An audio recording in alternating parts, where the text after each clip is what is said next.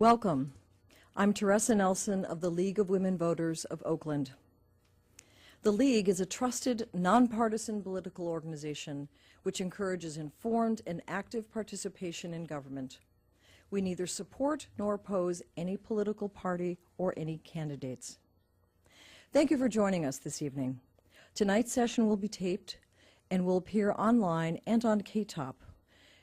I'll address their broadcast schedule later in the forum.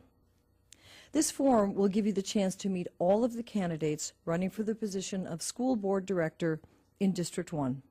They will be on your ballot in the November 6th election. Our format for these forums is a modified debate format.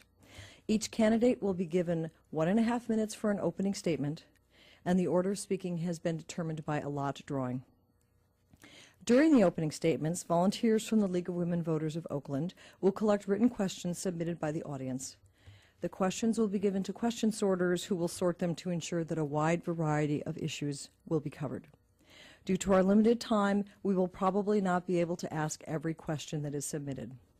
I'd like to thank our question sorters this evening, Louise Anderson, Catherine Gavsey, Julie Merrill, our question collector, Polly Amrine, and our timers, Christopher Hadley and Jerry Merrill.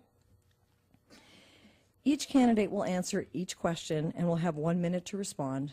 The order of answering will rotate for each question. At the end of the overall question period, each candidate will be allowed 1 minute for a closing statement in the reverse of the opening order.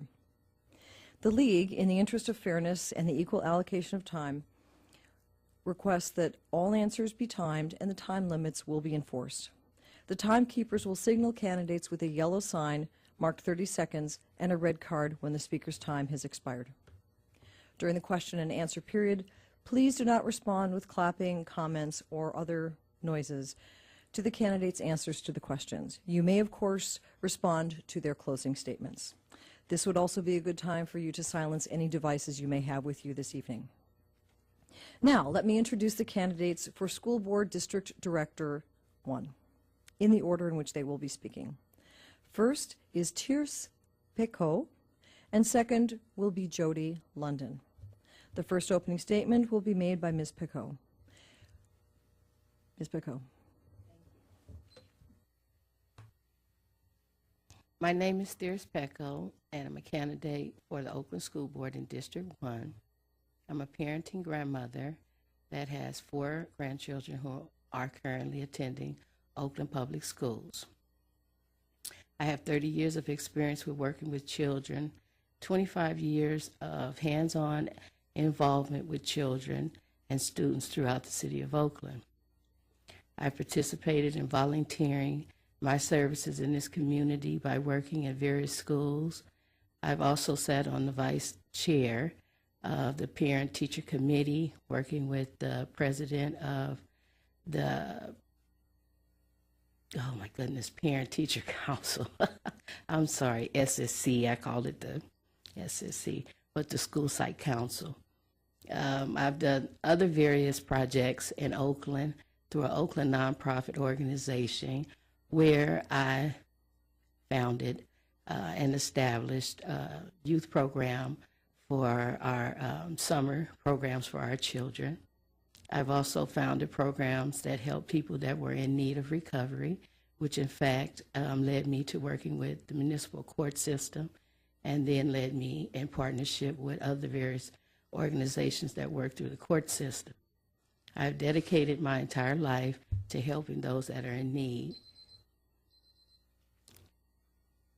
You may finish your sentence.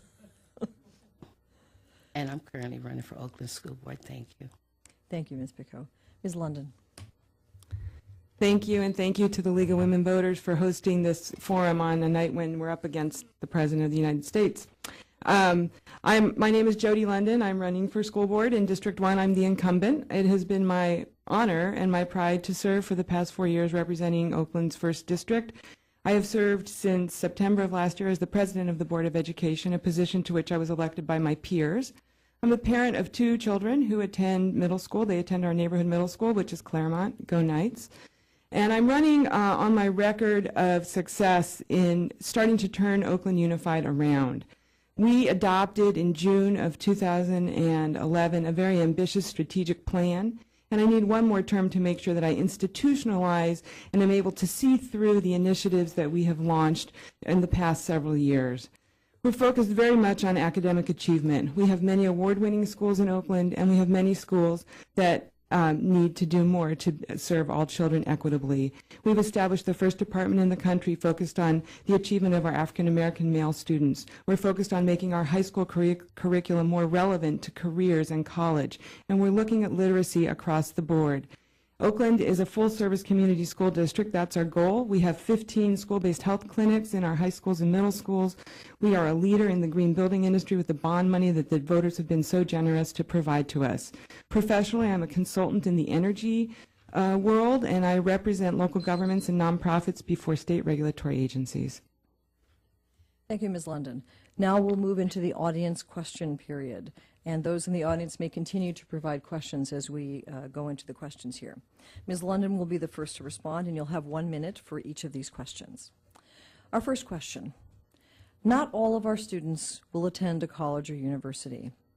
How will you use your position on the school board to support student preparation for careers outside of the college or university setting, the skilled trades and other opportunities?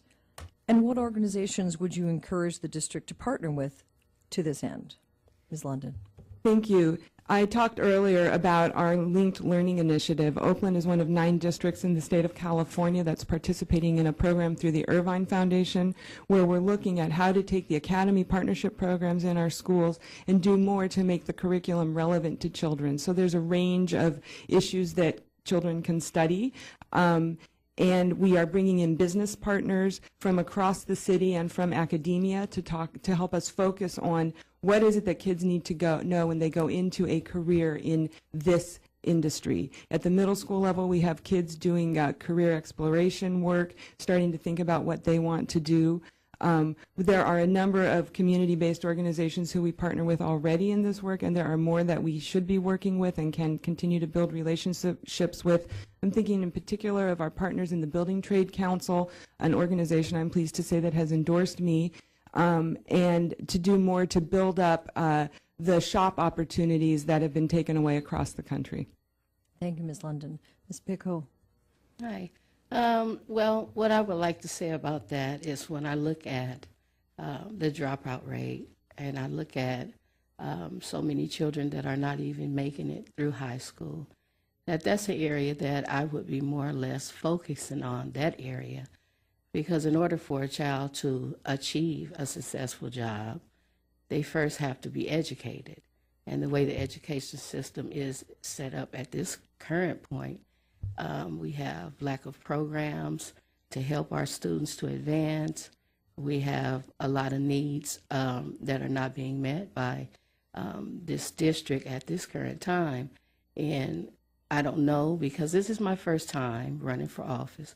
And as a parenting grandmother and use so many years of my life working within the schools, hands-on with a lot of children, I think I would focus on how we can improve our children, parent, and teacher relationship so that we can get our children to become better achievers.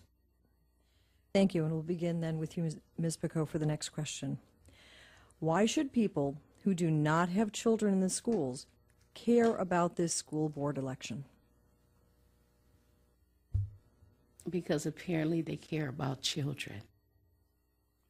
I have children in this district, and I have many friends that their children have gone on to graduate from Oakland Public Schools.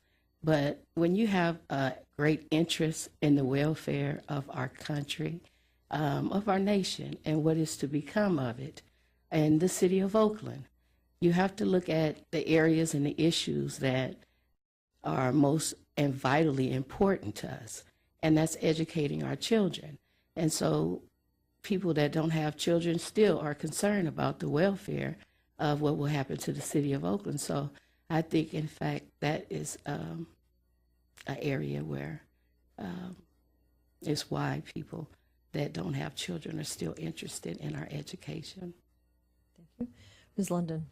Thank you. I know from my own personal experience of getting involved in my children's schools that schools provide a launching ground and a way to build community and really build out the fabric of our city. The relationships that I have built in working in schools are relationships that will transcend when my children have graduated from the Oakland Unified School District. And I think that strong schools build strong communities. And I think that everyone wants to invest in the future, and the children really are our future. And I think that even if you don't have children in the schools, you still appreciate that we need an educated workforce in Oakland to attract business and keep business here. And also having good schools adds to property value. When people tell me that they're moving over the hill to Orinda or they're moving to Piedmont because of the schools, it just breaks my heart. And I'm walking the walk. My children are going to school in Oakland and they're getting a good education, and every child in Oakland should have that opportunity. And I want to see all of the community come forward to help us. I invite people to come down and help us mentor and tutor in our schools. There's a number of organizations that can help you do that, but I think that we need to bring the community into our schools. Thank you. And Ms. London, you'll start with the next question. Please tell us about your position on charter schools. Are you pro-charter or against charter schools, and do you think that there is sufficient oversight of charter schools currently? Charter schools are a really interesting topic. Charter schools are allowed under the California state law, and there are certain rules around who authorizes them and the ability of a charter organizer who doesn't like the decision they get from the local district to appeal to the county and the state. When you look at the data on charter schools, some of them do really great, and some of them don't do so well. And that's kind of what we see in our district schools. But the fact of the matter is that charter schools are here. There's a lot of initiative toward them at the state level and certainly at the federal level. So the challenge for us is to figure out, and Oakland has more charter schools per capita, I believe, than any other district in the state, and that's really a legacy of the time that we spent under state receivership from 2003 to 2009. So our challenge is to figure out how are we going to work with the charter schools. And I've actually recently, in my position as president of the board, commissioned a special committee of the board to look at our policies towards all of the providers in our schools, the after-school providers, the folks who come in and do other programs, and charters are part of that as well. Thank you. Ms. Picot. Well, my position on charter schools currently is that I oppose charters for the reason that it takes fundings away from our public education. There are 40-plus charters right now in the city of Oakland. It has affected our public education in a devastating way. We have lost programs. We have lost funding for after-school programs. The current board member has just stated about charters, which is in favor, in my opinion, of charters. She's voted for the last charters that have been opened, approved, actually, I should say the word approved, and voted in favor of closing a last public elementary school in an entire zip code, and to only vote in favor of opening more charters in Oakland, I think is overwhelming. It, in fact, has caused a great deal of disruption with our public school education and the fundings that we receive. And I think there is a strong need that we need to address concerning how many more charters and how we will take care of our public education. Thank you. And then we'll begin with you with this next question. Many people have noted the disparity of academic achievement among certain ethnic groups, different neighborhoods in Oakland. What do you think can be done about this disparity? Ms. Picot. Well, I think what we need is strong leadership. Strong leadership would help improve that in many ways. Right now, at this current time, I'm not talking against the leadership that we have, but it's true that the situations that are occurring right now within the district, within our school sites, the overwhelming cuts, again, in programs. Children, ADA is what keeps our schools functioning, and we are losing ADA every day. Right now, we're at a high level, and we don't know where those numbers are also going to lead due to all the school closures that we've had. And I think that's something that we need to focus on in order to have equal quality education for our public schools. So that's really how I feel about that. Thank you, Ms. London. Thank you. I mentioned in my opening statement that Oakland is the first district in the country to have a department that's focused solely on the achievement of our African American boys. And that's because we have the data and we know that that's the subgroup that's historically been the most underserved in our community.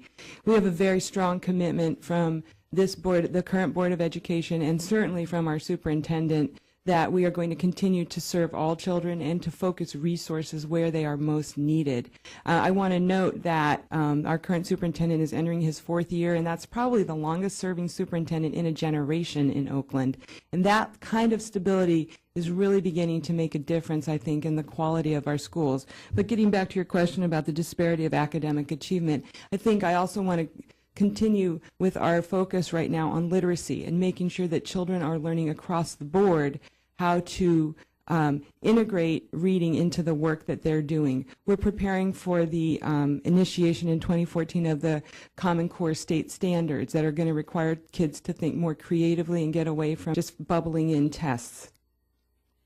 Thank you. And Ms. London, you'll begin with this next question. Was it necessary and appropriate to recently close some small neighborhood schools? Why or why not? So to look at this issue, you need to look at the fact that in 1999, Oakland had 55,000 students, and this year we think we're going to have about 37,000 students. Yet we operated last year 101 neighborhood district schools, and there were about 35 charter schools. Most districts our size operate between 50 and 60 schools.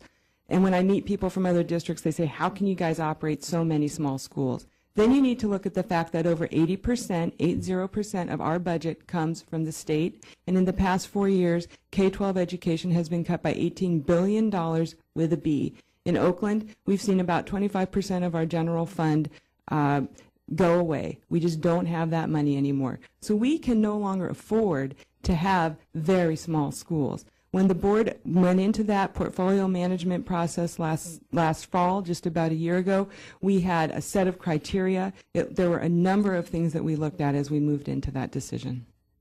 Thank you. Ms. Picot. Can you ask that question again, please? Certainly. In your opinion, was it necessary and appropriate to recently close some small neighborhood schools? Why or why not? Well, in my personal opinion, I don't feel that it was necessary to close some of the small schools that were closed in certain communities. The reason why is because all we talk about is budget. We talk about the budget, and that's good. But when we make decisions based on the budget, it reflects on the district, it reflects on the Board of Education, and it affects our children in a devastating way.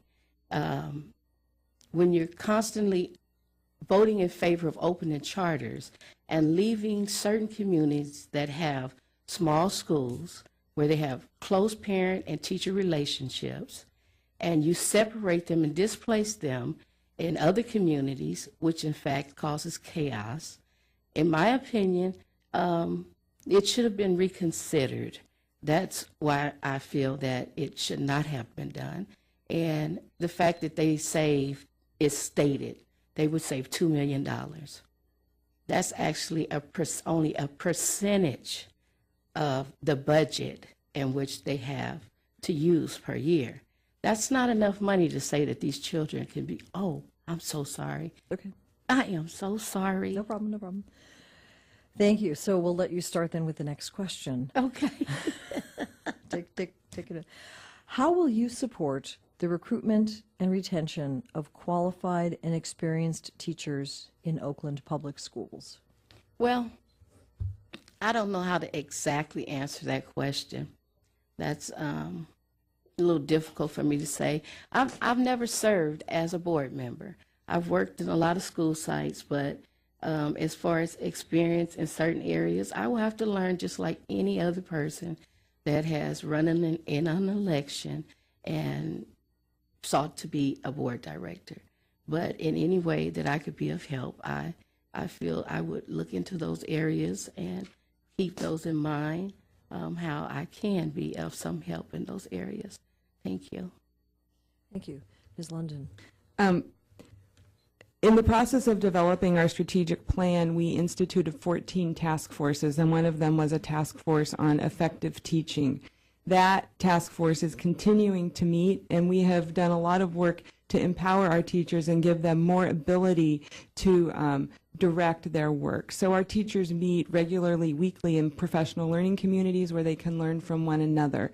Our teachers are starting to develop their own professional development and offer that to each other as peers, a lot of peer-to-peer learning. I'm very interested in seeing us work with our teachers union to develop a more defined process of mentor and master teachers and show teachers opportunities to remain in Oakland Unified and coach other teachers and then come back into the classroom. So I think there's a lot of room there, and I think we have to be real. We need to pay our teachers more in Oakland, and right now there are a number of factors that have made that challenging, but that has remained, the board has stated as a priority that we want to find a way to increase compensation for all of our employees, including teachers. Thank you, Ms. London. The next question then you'll begin with. And I want to remind the audience that we may have time for another question or two, so if you have something that you'd like to have asked, please write it out, and our question sorter will come and get the question from you. Thank you. So, Ms. London, how important are athletics, art, and music in our schools, and what will you do to ensure that they are available to Oakland students? Oakland Public Schools have had music in the school since 1868, and I'm proud to say that during the past 4 years, when other districts have cut athletics and art and music and other programs, Oakland has kept them intact. In fact, next week at the board meeting, the board's going to consider a new policy on physical education and making sure that every child is receiving physical education from a certificated teacher and has that opportunity every year. So I think, I see with my own children how important the extracurricular activities are to them. So we have found creative ways to partner with community organizations to bring them into the schools, and we need to just continue to reach out and do that type of work. We can also integrate those things, particularly art and music, into the day-to-day curriculum in the classroom. And that's one of the things that we need to empower our teachers to do, is to give them the freedom and the flexibility to bring in different ways of learning that are going to reach different children. Thank you. Ms. Picot. Hi. Well, as I stated in my opening statement, I have 4 grandchildren that attend public schools in Oakland. And there is a great demand for these particular programs in certain schools in Oakland. We do not have them available in every school in Oakland. In fact, my oldest grandchild, I had to put her in another school outside of the district where we live so that she would be able to participate in music and arts and science projects such as that. This current board member, in fact, I'm sure she is fully aware that there are a lot of schools that don't have these programs, including after-school programs to provide music and arts. And, in fact, that would be something that I would really support 100% in getting back into our schools, not just some selective schools, but all schools. Thank you. And then we'll begin again with you with this next question. How will you solve the problem of students dropping out of high school before graduation? Well, all the experience that I've had with children, I've learned that hands-on experience, hands-on involvement with students, concern, reaching out to them, going to school sites, talking with them, meeting with them, involving outside programs such as YMCA, mentors.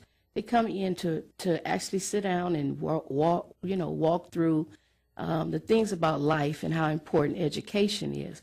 I think that's a help, and it's a need, a great need for in the community and in the schools. And if you get the community involved, parents involved, and other programs involved to reach out to these children that are failing, then I believe that we can, it will improve. It will definitely improve our way of getting through to the children, the importance of their education and how important it is.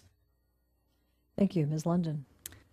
I think one of the things we need to look at is making school more interesting to the children. And that's one of the reasons that we have such an emphasis right now on linked learning and these academy programs in our high schools, making the curriculum more relevant to kids, letting them see how their high school education is going to help them further down the road. I also think it's important to ensure that children are successful in school early. So we already know that if a child isn't reading at 3rd grade, that child's going to have a lot of trouble with algebra in 9th grade, and you're going to need algebra. You need those higher reasoning skills as you move up. So our focus on literacy right now, I think, is also very important.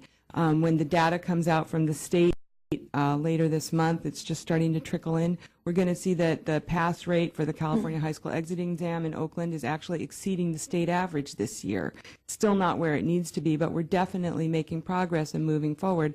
And that's because we're finding more ways to make school relevant to kids. And I think getting at the truancy issue, that's a big piece of it as well. Don't give them a reason to not come to school. Okay, thank you. And we'll start then again with you for this next question, which is linked in a certain way. What will you do to address the needs for adult literacy programs in Oakland?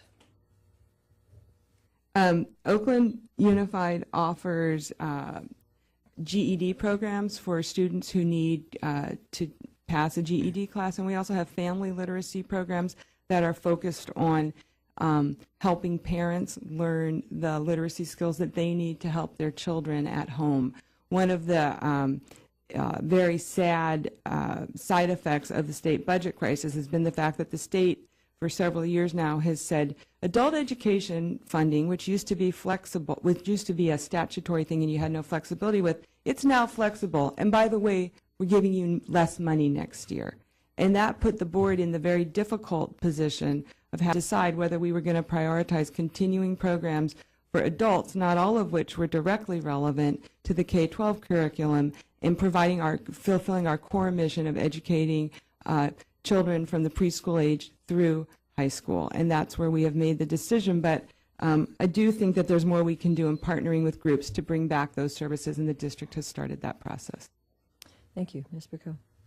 Hi, I support those programs 100%. Adult education is very important.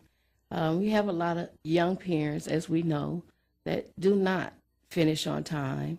A lot of young parents, students, I'm saying parents, students, some of them become parents early. That's why I keep saying that, but it's a fact. And adult education is something that is very important. It is a program that's highly needed, especially in the Oakland community, because we have so many children or students that are not completing school on time. I would support getting those programs back up and running for the fact that GEDs, if they don't receive diplomas, some students actually are just short an English credit. They can go back and take that course, and they can still receive their diplomas and be successful and feel like they have completed their education as far as high school is concerned. Thank you. Thank you. And then related again to this topic, we've been on for a few questions here. What do you see as the obstacles to solving the problem of truancy? And what ideas do you have that will help address truancy in our schools? Ms. Pico. Well, first we have to get parents involved. And when you find that a child has truancy, there's an outreach, I believe outreach program that can reach out to these parents to find out what is causing that problem of truancy. Right now, we are facing a problem that truancy is going to become a very big problem in Oakland due to these 5 school closures and the displacement of all of these students out of their community neighborhood schools. It will be very hard for these children to get to school, and some which already are facing truancy problems. So as far as the truancy problems, I think we need to figure out a plan how we can make it more available for children to get to school, as well as reaching out to those that have problems with truancies. Thank you, Ms. London. We do have programs that are ongoing around truancy, and clearly it continues to be an issue. And I do come back to the idea that we need to not make school interesting enough to the kids that they don't want to be truant. We also need to look at the practices that we use for children who get into trouble when they're at school. right now, you can look at data around our suspension and our expulsion rates, and I think we've adopted a policy as a Board of Restorative Justice that's a very different way of addressing kids who get into trouble in the classroom. Part of it may also involve cultural sensitivity and making sure that teachers are understanding children with the issues that they bring to the classroom. I think also that's part of why we've adopted our strategic plan around becoming a full-service community school district. We want to make sure we're taking care of the needs of the whole child. And if the child knows that when they go to school, they're going to be accepted, they might need a meal, they'll get fed, and then they can go in and learn, they're going to be a lot less likely to want to be truant. And I just want to take a minute I don't have a minute, 10 seconds to correct a couple of things. Fewer than 900 students were impacted by school closures, and they all have a school today. They're all in school. Okay, thank you. And then we'll start with you with this next question. What is your opinion of the all-encompassing new model for student services in the Oakland Unified School District?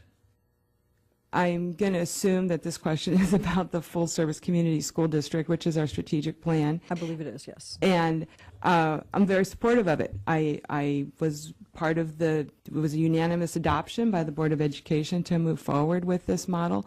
I think it makes a lot of sense to make sure that we're able to provide health services on site to kids who otherwise wouldn't have health services. That includes medical, dental, and vision. For some of our students, that's really huge.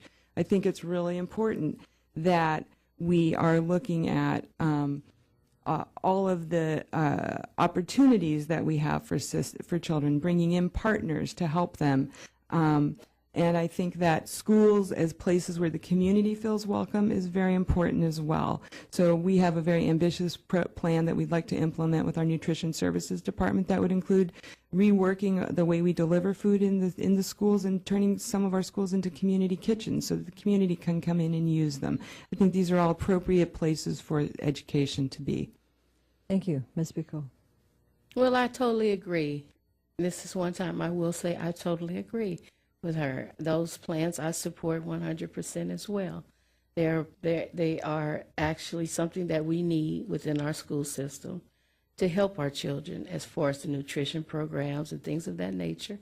It does help. We have a lot of students that come to school in the morning that have breakfast, in which it helps for a child's learning when they have food available, to have breakfast to get their morning started.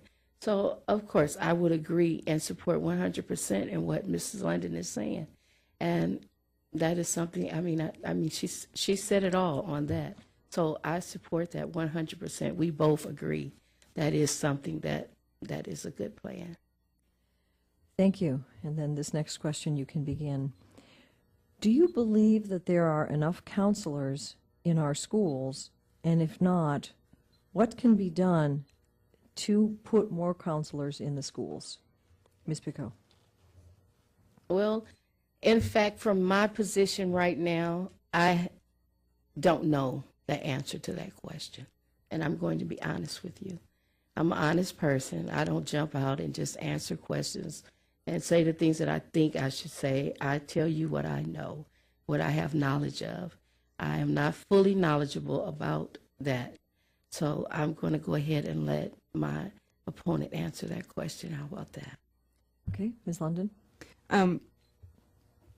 There's different kinds of counselors. So under our full service community school model, we do have counselors who come in for emotional support and socio-emotional needs. There's also counseling to make sure that kids are keeping on track. And we've been revisiting the way the counseling services are delivered, trying to streamline it, make sure that kids know exactly what they need to get to college. So when a child enters 9th grade now, they're usually put in a house, a smaller group where they have the same core teachers, and those teachers can help them focus on, here's what you're going to need. We've also adopted the UC and Cal State entrance requirements, their A through G requirements, as our high school graduation requirements. So as we counsel our students toward what they're going to need to graduate and make sure that they're not credit deficient, we also can counsel them to make sure that if they choose to go to college, they'll be ready to.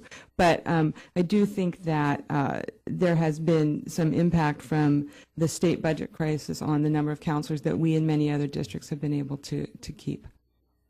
Okay, thank you. The next question will begin with Ms. London. The Oakland Unified School District and the City of Oakland have had an ongoing dialogue about improving schools over the years. Going forward, what would you see as the goal of this joint venture ongoing dialogue between the schools and the city? We've actually had some really exciting developments during the 4 years that I've been on the board in our relationship with the City of Oakland. For the first time, we've entered into a memorandum of understanding with the Oakland Housing Authority where we can share data. And so we now know that we have 6,000 students in OUSD who live in Oakland Housing Authority facilities. And that allows us to then think about, the city can then think, what can we do at the Housing Authority facilities to help these kids who live here? I'm very interested in seeing the schools in the city and the county as well focus on safety and safe routes to school, and making sure that the reason that a kid is truant is a lot of kids have trouble getting from the bus to home because home is dangerous. So I think we really need to focus on making sure that our streets are places that are welcoming, and that's something that I view as the city's bailiwick. But I think that the partnerships that we are nurturing all the time with the city and the county as well are very important and need to be continued. Thank you. Ms. Pico. I think I would improve some of the areas of the relationship that the district has with the city. In my own experience, there are some areas where I feel that when you can't get certain city officials to do things, then you go to the next level, which in fact has not happened thus far in certain areas concerning transportation for these kids that were given during the school closures. Right now, currently, there are no crossing guards at the locations where the district has designated a pick-up and drop-off point for elementary school kids.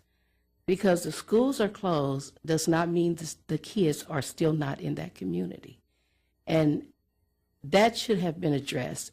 I was actually told by someone that works in administration that it is not the district, it is the city. And so therefore, if the district has not fixed it, they do not have a good enough relationship with the city as far as I'm concerned. Thank you. Okay, and this will be our last question for this evening, and we'll begin with you, Ms. Picot. What specific actions would you undertake to improve student access to after-school programs? Can you say that again, please? What specific actions would you undertake or advocate for to improve students' access to after-school programs? Well, I would advocate parent, teacher, and school site support, partners, shipping, and coming together to support our children in after-school programs. Because there has been such a big cut, loss of funds in our after-school programs, we now currently have 125 and counting children on a waiting list for after-school programs. Because of the school closures and the enrollment from the schools that closed into the schools that are previously open, we've actually caused a lot of working middle-class families, their children not to be able to participate. So my urge is that we reach out to the communities. And myself, I have been enrolling children in a program through Oakland Housing Authority, after-school tutoring program. It's a tutoring program because we do not have enough placements for our after-school students to support the families and the communities. So my time is up. Okay. Thank you, Ms. London. I think every school in Oakland offers some form of after-school program, and I think Ms. Pecco has identified an issue with some of the programs being overcrowded. So that's something that we need to work with our providers and with our funders, because a lot of the money for after-school program comes through, I believe it's Prop 49 funding. So that's something that we need to continue to work on. But I think we also need to look at making sure that kids take advantage of after-school programs when they're there. And there, I think we probably have some opportunities to work with the after-school providers in how they package and market their programs and alert parents to the fact that the programs are available. We also, at some schools, at some sites, probably need to provide scholarships so that kids can take advantage of programming that is available on site. But every school in Oakland does have an after-school program. It's just a matter of lining up the spots with the kids, and I'm actually going to look into the issue that Ms. Pecco just raised. Thank you. And now the candidates will make their 1-minute closing statements. The order of speaking will be the reverse of our opening order. So Ms. London will begin, followed by Ms. Pecco. Ms. London. Thank you. I want to thank the League again and the citizens of Oakland for this opportunity to serve and to engage in this candidate forum. I just want to clarify a couple of things that came up during the discussion. I have probably been one of the most vocal opponents of charter schools on the board, and I've been one of the few board members who goes up to the County Board of Education and defends when the Oakland Unified School District denies charters against the County Board of Education, which frequently overturns them. I believe that I have provided in the past 4 years strong, responsible leadership for the children of Oakland and their parents and the community members. I believe that we have adopted a strategic plan and a course of action that's really starting to take hold and make a difference for kids. You're going to see that schools are starting to do better and our students are starting to improve their educational opportunities. And we need to make sure that opportunities are given to all children in Oakland. And it shouldn't just be a determinant of your parents' socioeconomic status, how successful you are in school. But I ask the voters to provide me with an opportunity to continue putting these changes in place. Thank you, Ms. London. Ms. Pecco. I want to thank the Women's League as well for having me here today and all the hard work that they put forth to having the candidates come out here. I think that is very honorable, and I'd like to show my appreciation by saying thank you.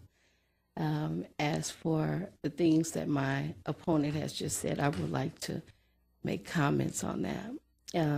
When she says she goes to Sacramento and she does certain things, I have never heard my opponent speak about how she has addressed Sacramento about this budget that we have, this deficit over our head that is affecting thousands and thousands of students. That is something that I would be interested in doing. That is something that I would write letters, make phone calls, and visit. Because without the proper funding for our schools, we will not be able to provide a quality public education for our children, which we know that that is the most important thing to do for our students to become successful. I believe that quality education is tied to success. And I would like to thank you again for having me here. And on behalf of the League of Women Voters of Oakland, I want to thank the candidates for participating in the forum tonight and for choosing to run for this important office. For further information about all of the candidates and measures that will be on your November 6th ballot, please visit the League's award-winning website, www.smartvoter.org. There you'll find the candidates' web pages, descriptive information about all of the ballot measures, links to other sources of information, and the location and directions to your polling place. Again, the site is smartvoter.org. Tonight's forum was taped for broadcast by KTOP and will be rerun on KTOP in the weeks before the election. The schedule for these showings can be found on the City of Oakland's website, www.oaklandnet.com, in the lower right-hand corner of the homepage, in the KTOP schedule published in the Oakland Tribune, and new this year on the YouTube channel, which you can reach via smartvoter.org. In closing, let me say that the members of the League of Women Voters, women and men, do hands-on work to safeguard democracy. We are directly involved in shaping the important issues that help keep our community strong. One of those that may be of interest to you is a flyer called Who Represents Oakland, which is available on the League's website and tells you who represents your specific district at the federal, state, local, and special district level. So if you have a question, a comment, or concern, you know the right person to contact. If you would like to join us, we welcome your participation. Please call our office at 834-7640 or visit our website, www.lwvoakland.org. Please remember to vote. You'll need to register no later than October 22nd. Vote by mail or at the polls in the November 6th general election. Encourage your family, friends, and neighbors to register and vote also. Thank you and good evening.